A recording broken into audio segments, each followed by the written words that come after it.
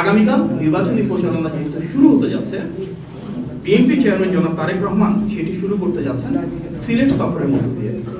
তিনি আজ রাত 8:15 বিমান যোগে সিলেটে পৌঁছাবেন।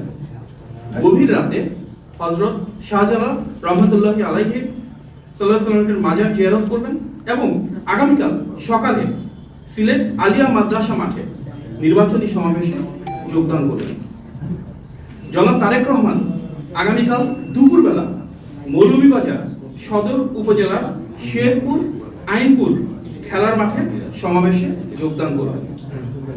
যাত্রাপথে হবিগঞ্জ জেলার শায়েস্তাগঞ্জ উপজেলায় প্রস্তাবিত নতুন উপজেলা পরিষদ মাঠে সমাবেশে যোগ দেবেন। তারপর ব্রাহ্মণবাড়িয়া জেলার সরের উপজেলার কুট্টাপাড়া ফুটবল খেলার মাঠে নির্বাচনী সমাবেশে যোগ দিবেন এবং বিকালবেলা কিশোরগঞ্জ জেলার ভৈরব স্টেডিয়ামে নির্বাচনী সমাবেশে যোগদান করবেন। এরপর যাত্রাপথে তিনি নরসিংদীর পৌর এলাকা সংলগ্ন নির্বাচনী সমাবেশ হয়ে নারায়ণগঞ্জ জেলার 2500 রূপগঞ্জ গাউছিয়া এলাকার সমাবেশে যোগদান করবেন এবং তারপর গভীর রাতে গুলশানস্থ নিজের বাসভবনে ফিরবেন ইনশাআল্লাহ। এই লক্ষ্যে ইতিমধ্যে আমরা সংশ্লিষ্ট প্রতিটি জেলার প্রশাসক তথা রিটার্নিং অফিসার, যার মাঝে রয়েছে সিলেট, সুনামগঞ্জ, মৌলভীবাজার, হবিগঞ্জ, ব্রাহ্মণবাড়িয়া, নরসিংদী, নারায়ণগঞ্জ এবং ঢাকা সংশ্লিষ্ট পুলিশ বিভাগ এবং অন্যান্য কর্তৃপক্ষকে চিঠি প্রদানের মাধ্যমে অবহিত করেছে।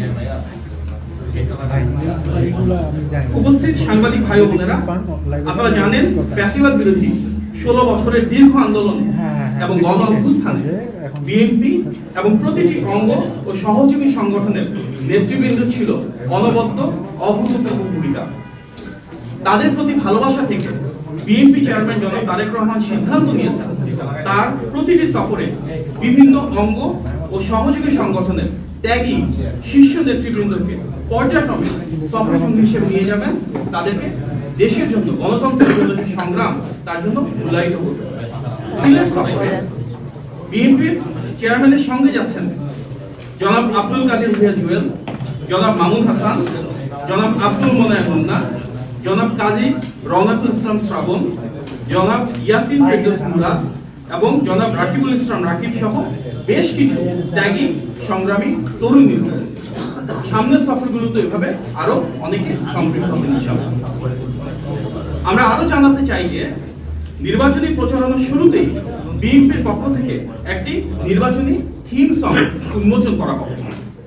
আজ রাত 12:01 অর্থাৎ 22 জানুয়ারি নির্বাচনী প্রচারণা সূচনা লগ্নে ঢাকা লেকশোর হোটেলে থিম সংটি উদ্বোধন করবেন আমাদের কেন্দ্রীয় নির্বাচন পরিচালনা কমিটির সদস্য সচিব এবং বিএনপির সিনিয়র যুগ্ম মহাসচিব জনাব রুহুল কবির রিজভী এবং উপস্থিত থাকবেন কেন্দ্রীয় নির্বাচন পরিচালনা কমিটির প্রধান সমন্বয়ক জনাব ইসমাইল জহুরুল্লাহ সহ নির্বাচন পরিচালনা কমিটির ও বিএনপির নেতৃবৃন্দ তথা বিভিন্ন শ্রেণী এবং পেশার মানুষ।